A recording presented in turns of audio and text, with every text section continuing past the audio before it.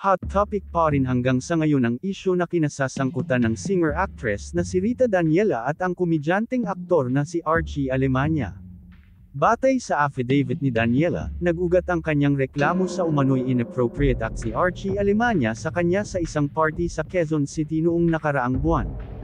Sa complaint affidavit ni Daniela, kapwa raw sila dumalo ng party ni Archie Alemania noong September 9, 2024. Doon pa lang daw ay nagbibitiw na ng malaswang salita ang aktor.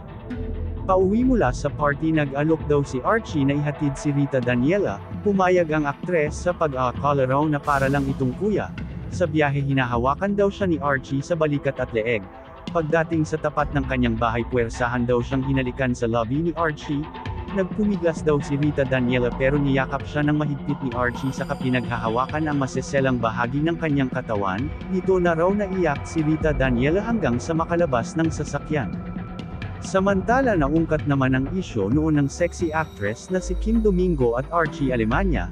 Ayon sa isang entertainment news site, di malayong parehas ang sinapit ni Kim at Rita sa kamay ng komedyanteng aktor. Hindi lang daw umano nagsampa ng kaso si Kim Domingo at mas pinili na lang patawarin si Archie Alemania sa nagawa nito sa kanya.